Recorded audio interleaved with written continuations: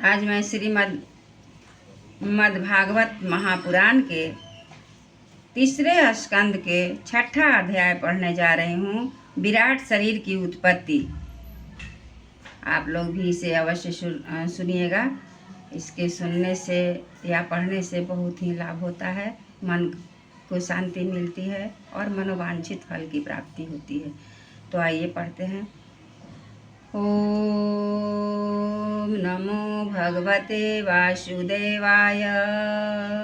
ओम नमो भगवते वासुदेवाय। ओम नमो भगवते वासुदेवाय। ओम नमो भगवते वासुदेवाय। ओम नमो भगवते वासुदेवाय।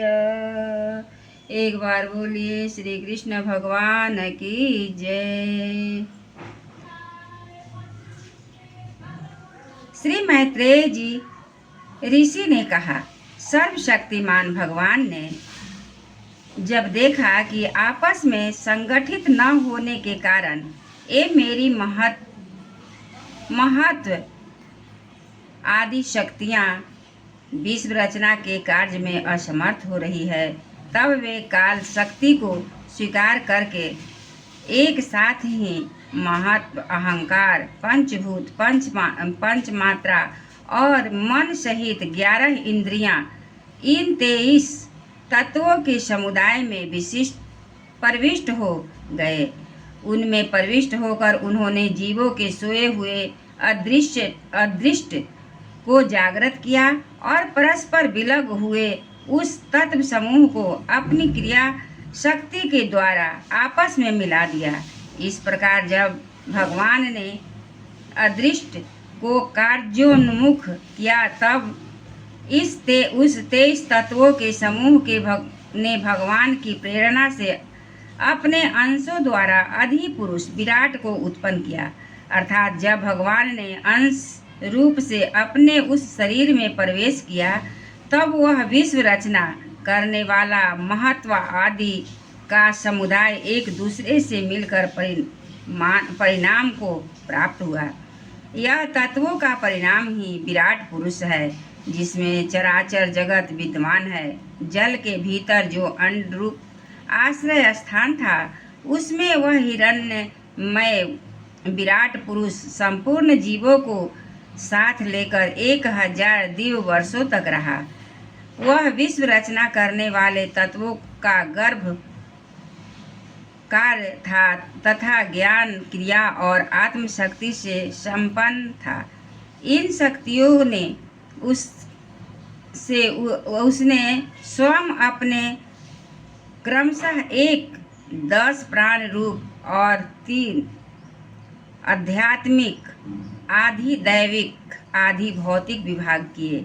यह विराट पुरुष की प्रथम जीव होने के कारण, समस्त जीवों का आत्मा भी जीव रूप होने के कारण, परमात्मा का अंश और प्रथम अभिव्यक्ति होने के कारण भगवान का आदि अवतार है। यह संपूर्ण भूत समुदाय इसी में प्रकाशित होता है। यह आध्यात्म, अधिभूत और अधिदैव रूप से 3 प्रकार का, प्राण रूप से 10 प्रकार का और हृदय रूप से 1 प्रकार का है। फिर विश्व की रचना करने वाले महत्व आदि के अधिपति श्री भगवान ने उनकी प्रार्थना को स्मरण कर उनकी वृत्तियों को जगाने के लिए अपने चेतन रूप तेज से उस विराट पुरुष को प्रकाशित किया, उसे जगाया। उसके जागृत होते ही देवताओं के लिए कितने स्थान प्रकट हुए, यह मैं बतलाता हूँ, सुनो। विराट पुरुष के पहले मुख प्रकट हुआ, उसमें लोकपाल, अग्नि और अंश बागिंद्री के समेत प्रविष्ट हो गया, जिससे यह जीव बोलता है। फिर विराट पुरुष के तालु उत्पन्न हुआ, जिसमें लोकपाल, वरुण और अंश रसेंद्रिय के सहित स्थिर हुआ।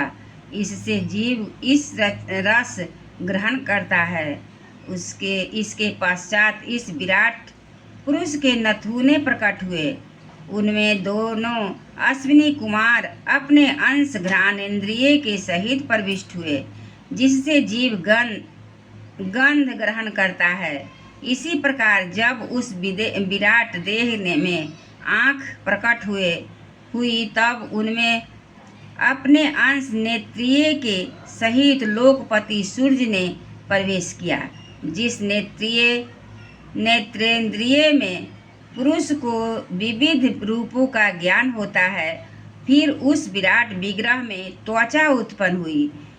उसमें अपने अंश त्वगिंद्रिय के सहित वायु स्थित हुआ। जिस त्वगिंद्रिय के जीव स्पर्श हो का अनुभव करता है, जब उन्हें इसके कर्ण छिद्र प्रकट हुए तब उनमें अंश श्रवणेन्द्रिय सहित दिशाओं के प्रवेश किया।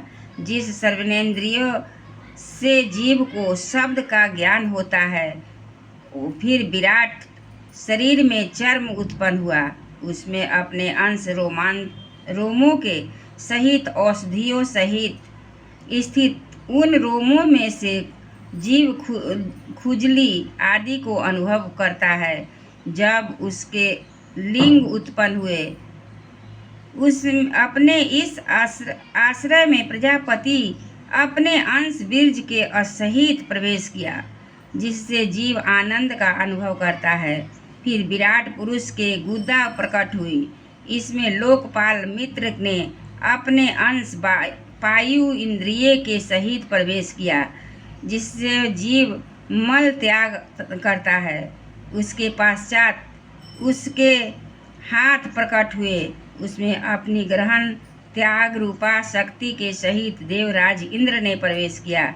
इस शक्ति से जीव अपने जीविका प्राप्त करता है।